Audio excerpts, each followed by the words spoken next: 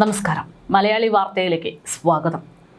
കഴിഞ്ഞ ദിവസം കാസർഗോഡ് നിന്ന് 24 വയസ്സുകാരിയായിട്ടുള്ള സുബൈദ ഭർത്താവിന്റെ ബന്ധുക്കളുടെ മുൻപിൽ വച്ച ആസിഡ് കഴിച്ചു ആത്മഹത്യ ചെയ്തു എന്നുള്ള വാർത്ത പുറത്തു വന്നു.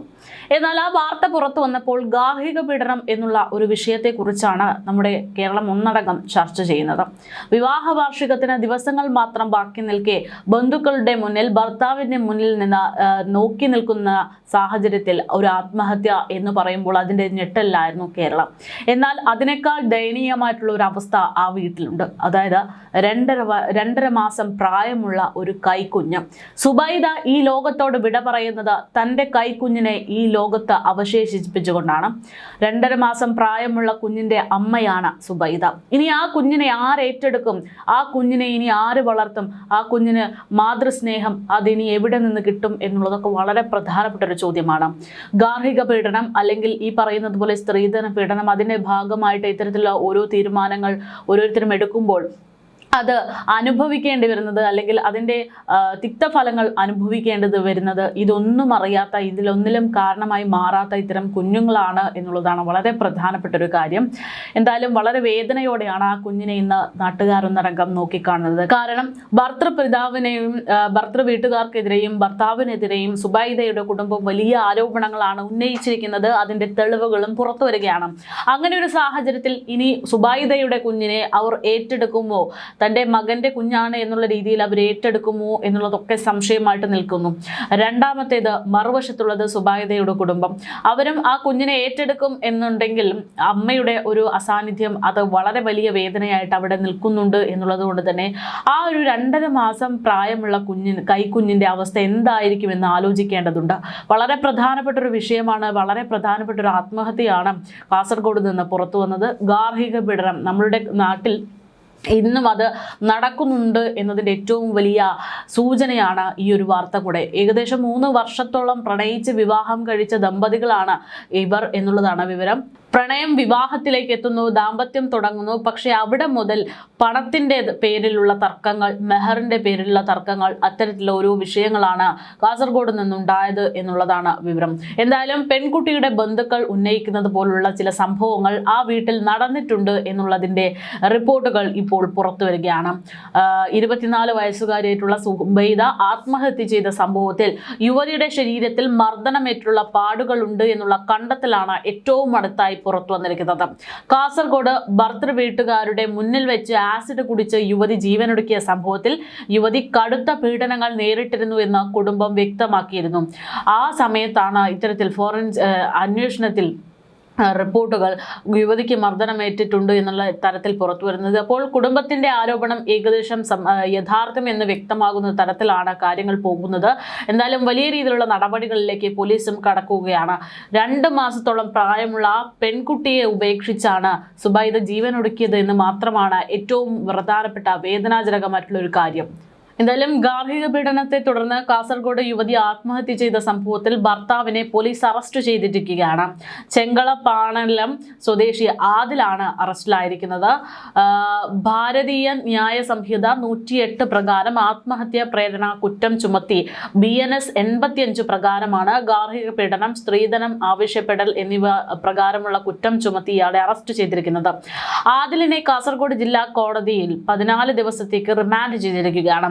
കേസിൽ ആദിലിന്റെ മാതാവിനെയും പ്രതി ചേർത്തിട്ടുണ്ട്. ഭർത്തൃ വീട്ടുകാരുടെ മുന്നിൽ രാസലായനി കുടിച്ചതിനു ശേഷമാണ് ചെങ്കള ചെള്ളടക്കടുത്തെ MK ഫാത്തിമത്ത് സുബൈദ എന്ന് പറയുന്ന 24 വയസ്സുകാരി കഴിഞ്ഞ ദിവസം ആത്മഹത്യ ചെയ്തത്. 2 മാസത്തോളം പ്രായമുള്ള പെൺകുട്ടിയെ ഉപേക്ഷിച്ച ഒരു മാതാവ്. ഭർത്തൃ വീട്ടുകാരുടെ പീഡനമാണ് മരണത്തിന് കാരണമെന്നുള്ള ആരോപണവുമായിട്ട് യുവതിയുടെ കുടുംബം നിലവിൽ രംഗത്തുണ്ട്. പരാതിയെ തുടർന്നാണ് ഭർത്താവിനെ പോലീസ് അറസ്റ്റ് ചെയ്യുന്നത്. വിദ്യാനഗർ പോലീസാണ് ഇയാളെ അറസ്റ്റ് ചെയ്തത്. BEd ബിരുദധാരിയായിരുന്നു ഫാത്തിമ സുബൈദ. നായന്മാർ മൂല തൻബിൽ ഹുൽ ഇസ്ലാം ഹയർ സെക്കൻഡറി സ്കൂളിൽ ദിവസവേതനാടിസ്ഥാനത്തിൽ ഇംഗ്ലീഷ് അധ്യാപികയായി ജോലി ചെയ്തു വരികയായിരുന്നു യുവതി. അതിൽ പ്രവാസിയാണ്. 3 വർഷത്തോളമുള്ള പ്രണയത്തിനൊടുവിലായിരുന്നു ഇവരുടെ വിവാഹം. 1 വർഷം മുൻപായിരുന്നു ഇവർ വിവാഹിതരായത്. വിവാഹത്തിന് പിന്നാലെ സ്വർണവുമായി ബന്ധപ്പെട്ടുള്ള പ്രശ്നങ്ങൾ കുടുംബത്തിൽ ഉരുത്തിരിഞ്ഞു എന്നുള്ളതാണ് പുറത്തുവരുന്ന റിപ്പോർട്ടുകൾ. നിരന്തരം ഭർത്തൃ വീട്ടുകാരുടെ ഗാർഹിക പീഡനത്തിന് സുബൈദ ഇരയാകേണ്ടി വന്നു. അതിന്റെ അടിസ്ഥാനത്തിലാണ് ആത്മഹത്യ. തിങ്കളാഴ്ച 1ാം വാർഷിക ആഘോഷം നടക്കാനിരിക്കുന്ന ദിവസം, അതായത് ഇന്ന് വിവാഹാഘോഷം നടക്കാനിരിക്കുന്ന ദിവസമായിരുന്നു എന്നുള്ളതാണ്. അതിനു മുൻപാണ് സുബൈദ ജീവനൊടുക്കുന്നത്. സുബൈദയെ വീട്ടിലേക്ക് കൂട്ടിക്കൊണ്ടുപോകാൻ സഹോദരൻ ശനിയാഴ്ച രാത്രി പാണലത്തെ വീട്ടിലെത്തിയ സാഹചര്യം. ഇതിനിടയിലാണ് ഭർത്താവ് ആദിൽ പ്രകോപനപരമായിട്ട് സംസാരിക്കുന്നത്. പോയാൽ തിരിച്ചു വരേണ്ടി വരില്ല എന്നുള്ള ഭീഷണിയായിരുന്നു. തുടർന്ന് വീട്ടുകാരുടെ മുന്നിൽ വച്ച് യുവതി തുരുമ്പ് കളയുന്നതിന് ഉപയോഗിക്കുന്ന രാസലായനി കഴിക്കുകയായിരുന്നു. ഉടൻ ചെങ്കളയിലെ സ്വകാര്യ ആശുപത്രിയിലേക്ക് യുവതിയെ എത്തിച്ചെങ്കിലും ഞായറാഴ്ച പുലർച്ചെ 1:30 യുവതി മരണപ്പെട്ടു. ഭർത്താവിൻ്റെയും ഭർത്തൃമാതാവിൻ്റെയും ഭാഗത്തു നിന്ന് യുവതിക്ക് ശാരീരികമായിട്ടുള്ള മാനസികമായിട്ടുള്ള ഉപദ്രവങ്ങളൊക്കെ ഏറ്റിട്ടുണ്ട് എന്നാണ് ഇതിന് പിന്നാലെ യുവതിയുടെ സഹോദരൻ MK അബ്ദുൽ വാസിൽ പോലീസിന് നൽകിയിട്ടുള്ള പരാതി.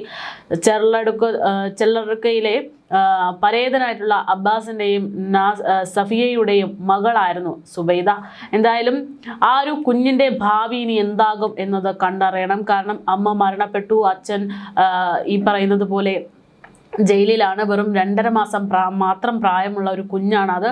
ആ കുഞ്ഞിനെ ഇനി ആരേറ്റെടുക്കും എന്നതടക്കം വലിയ രീതിയിൽ ആശങ്കാജനകമായിട്ട് വേദനാജനകമായിട്ട് നിൽക്കുന്ന ഒരു സാഹചര്യമാണ്. ഈ സുബൈദയെ സംബന്ധിച്ച് വളരെ വിദ്യാസമ്പന്നയായിട്ടുള്ള ഒരു പെൺകുട്ടിയാണ്. ഇത്തരത്തിൽ എന്തെങ്കിലും പ്രശ്നം ഉണ്ടാകുകയാണെങ്കിൽ നിയമപരമായിട്ട് മുന്നോട്ട് പോകാമായിരുന്നു എന്നത് കൃത്യമായിട്ട് ആ പെൺകുട്ടിക്ക് അറിയാമായിരുന്നു.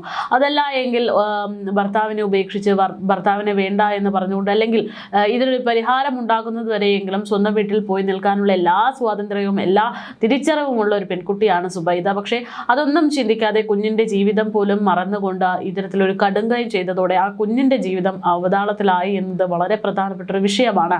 ഇത്തരത്തിൽ മക്കളുടെ ജീവിതം എന്താകുമെന്ന് ആലോചിക്കാതെ കടുങ്കൈ ചെയ്യുന്ന ഒരുപാട് അമ്മമാർ ഇന്ന് നമ്മുടെ സമൂഹത്തിലുണ്ട് എന്നുള്ളതാണ് ഏറ്റവും പ്രധാനപ്പെട്ട വേദനയുള്ള ഒരു കാര്യം. കഴിഞ്ഞ ദിവസം തന്നെ കോഴിക്കോട് നിന്ന് പുറത്തു വന്ന പേരാമ്പ്രയിലെ കാറ് കത്തി മരണപ്പെട്ട ഗർഭിണിയുടെ വാർത്തയും അതേ രീതിയിൽ സമാനമാണ്. അവർക്കിടയിലുള്ള ദാമ്പത്യത്തിലുള്ള പ്രശ്നങ്ങൾ, അതിൻ്റെ ഭാഗമായിട്ട് ഭർത്താവിനെ ഭീഷണിപ്പെടുത്താനോ അല്ലെങ്കിൽ ഭർത്താവിന് മുന്നിൽ ആത്മഹത്യ ചെയ്യാനോ സോന തീരുമാനിച്ചപ്പോൾ സോന അവിടെ ഓർക്കാതെ പോയ ഒരു കാര്യം ആ വയറിലുള്ള കുഞ്ഞാണ്. നിറവയറായിരുന്നു സോനയ്ക്ക്.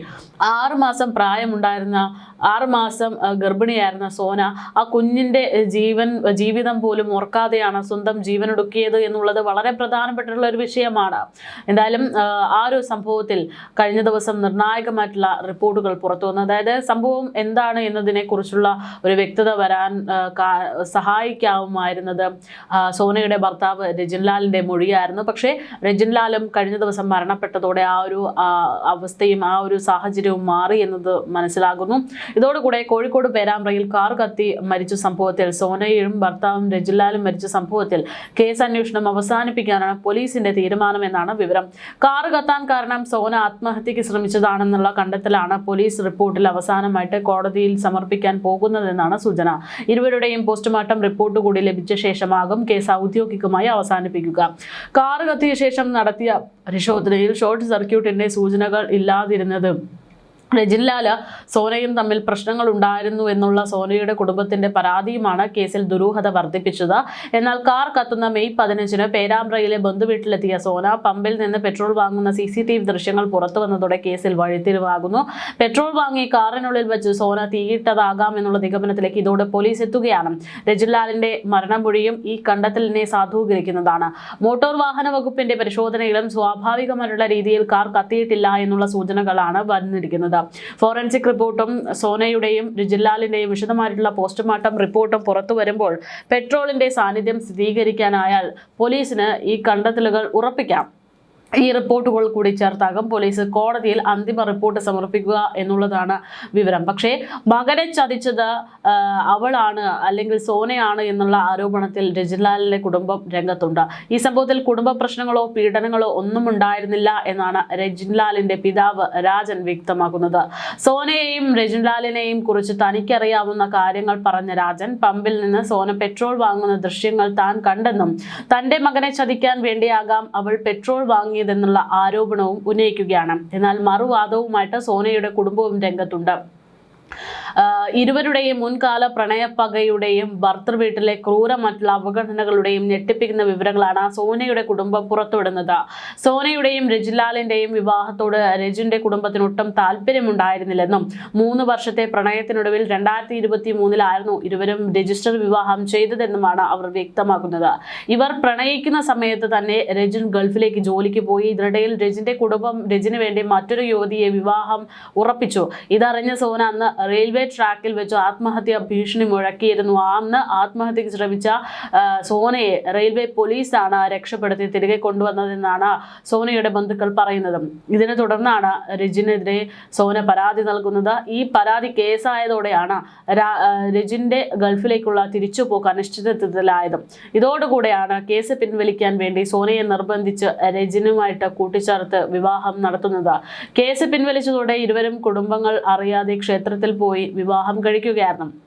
അച്ഛൻ മരിച്ചതോടെ അമ്മ വസന്ത കഷ്ടപ്പെട്ട് വളർത്തിയ സോനയുടെ വിവാഹശേഷവും ദുരിതമായി എന്നുള്ളതാണ് ഇതിലൂടെയൊക്കെ വ്യക്തമാകുന്നത്. രജിസ്റ്റർ വിവാഹം ചെയ്തതോടെ സോനയുടെ കുടുംബവുമായിട്ടുള്ള ബന്ധം രജിന്റെ വീട്ടുകാർ വിലക്കുകയടക്കം ഉണ്ടായി. പല ദിവസങ്ങളിലും മകൾ ഭർത്തൃ വീട്ടിൽ പട്ടിണിയായിരുന്നു എന്നും ഗർഭിണിയായ ശേഷം സോന സ്വന്തം വീട്ടുകാരുമായിട്ട് അടുക്കുകയാണ് ഉണ്ടായത് എന്നും കുടുംബാംഗങ്ങൾ ചൂണ്ടിക്കാണിച്ചിരുന്നു.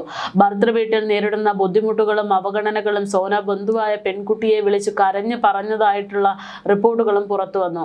ഇതോടെ സോനയ്ക്ക് എന്താണ് യഥാർത്ഥത്തിൽ സംഭവിച്ചത് എന്നുള്ള ഒരു വലിയ പ്രധാനപ്പെട്ട ചോദ്യം ഉയർന്നു. സോന ആത്മഹത്യ ചെയ്തതാണോ എന്നുള്ളതാണ്, അതോ കൊല ചെയ്യപ്പെട്ടതാണോ എന്നുള്ള ചോദ്യം വന്നിട്ടുണ്ട്. അതിൻ്റെ പ്രധാനപ്പെട്ട അടിസ്ഥാനമായിട്ടുള്ള സംശയം എന്ന് പറയുന്നത് മരിക്കുന്ന ദിവസം ഉച്ചയ്ക്ക് 12 മണിക്ക് മുതൽ രാത്രി 7 മണി വരെ സോന ഒരു ബന്ധുവിൻ്റെ വീട്ടിലായിരുന്നു എന്നുള്ളതാണ്. അന്ന് വൈകിട്ട് ടൗണിൽ പോകണമെന്ന് സോന ആവശ്യപ്പെടുകയും ബന്ധു വസ്ത്രം വാങ്ങാൻ കടയിൽ പോകേണ്ടത് കൊണ്ട് സോനയ്ക്കൊപ്പം പുറത്തേക്ക് പോവുകയും ചെയ്തു. അതിനിടയിൽ സോനയെ കുറച്ച് സമയത്തേക്ക് കാണാതായി. ആ സമയത്താണ് സോന പെട്രോൾ വാങ്ങിയതെന്നാണ് പോലീസും കരുതുന്നത്. എന്നാൽ ഇതിനിടയിൽ ഈ പറയുന്ന അശ്വതി എന്ന് പറയുന്ന ബന്ധുവുമായിട്ട് സംസാരിച്ച സോന പുറത്തുവിട്ടിരിക്കുന്ന ചില കാര്യങ്ങളുണ്ട്, അല്ലെങ്കിൽ അശ്വതിയോട് ഷെയർ ചെയ്ത ചില കാര്യങ്ങളുണ്ട്. ബന്ധു വീട്ടിലാക്കി അവിടെ നിന്നിറങ്ങിയ രജിൻ നേരെ പോയത് അവർക്ക് സംശയമുണ്ട് എന്ന് പറയുന്ന യുവതിക്ക് അടുത്തേക്കാണ് എന്നും ഒരു കല്യാണ വീട്ടിലേക്കാണ് എന്ന് പറഞ്ഞിറങ്ങിയ ലാൽ സോനയെ ചതിച്ചു എന്നത് മനസ്സിലാക്കിയതിൻ്റെ ദേഷ്യമാണ് ഈ പറയുന്ന ആത്മഹത്യയിലേക്ക് പോയത് എന്ന തരത്തിലൊക്കെയാണ് സൂചനകൾ. എന്തായാലും സോന രജിനെ വിളിച്ചപ്പോൾ എവിടെയാണെന്ന് ചോദിച്ചപ്പോൾ കല്യാണ വീട്ടിലാണ് എന്ന് പറയുകയും, പക്ഷേ ചില ശബ്ദങ്ങൾ ബാത്റൂമിൽ അടച്ചിരുന്ന് ഫോൺ സംസാരിക്കുന്ന പോലുള്ള ശബ്ദങ്ങൾ കേട്ടപ്പോൾ സോനയ്ക്ക് അത് സംശയം തോന്നി. അത് ബന്ധുവിനോട് പറഞ്ഞതായിട്ടുള്ള സൂചനകളും പുറത്തു വരുന്നുണ്ട്. ആ ഒരു പ്രശ്നത്തെ തുടർന്നായിരിക്കാം ഒരുപക്ഷെ സോന ഇത്തരത്തിൽ കടുംകൈ ചെയ്തത് എന്നതായിരുന്നു ഇപ്പോൾ പുറത്തു വരുന്ന റിപ്പോർട്ടുകൾ. എന്തായാലും സോനയുടെ മരണം ഇത്തരത്തിൽ ആത്മഹത്യയാണോ കൊലപാതകമാണോ എന്നുള്ളത് നിലവിൽ സ്ഥിരീകരണമായിട്ടില്ല. പക്ഷേ പോലീസ് അത് ആത്മഹത്യയാണ് എന്ന തരത്തിൽ വ്യക്തമാകുന്ന നിഗമനത്തിലേക്ക് എത്തുന്നു എന്നുള്ളതാണ് സൂചന.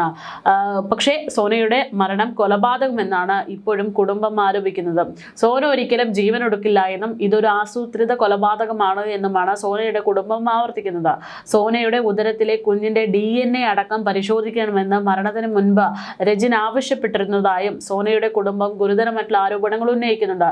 കാറിന്റെ പിൻസീറ്റിലിരുന്നാണ് സോനയുടെ മൃതദേഹം കിട്ടുന്നത്. അതുകൊണ്ട് തന്നെ അന്വേഷണങ്ങൾ ശക്തമാക്കണമെന്നുള്ള നിലപാടിൽ ഉറച്ചു നിൽക്കുകയാണ് സോനയുടെ ബന്ധുക്കൾ. ഇവിടെ നമ്മൾ പ്രധാനപ്പെട്ട ഒരു കാര്യം എന്ന് പറയുന്നത് ഇവർ ഇത്തരത്തിൽ കുടുംബ പ്രശ്നങ്ങളും അതിൻ്റെ ഭാഗമായിട്ട് ജീവൻ അവസാനിപ്പിക്കാനും ഒക്കെ തീരുമാനിക്കുമ്പോൾ ആ വയറിലുള്ള കുഞ്ഞിനെ ഒന്ന് ആലോചിച്ചില്ല എന്നുള്ളതാണ്. അതുതന്നെയാണ് സുബൈദയുടെ കാര്യത്തിലും സംഭവിച്ചിരിക്കുന്നത്.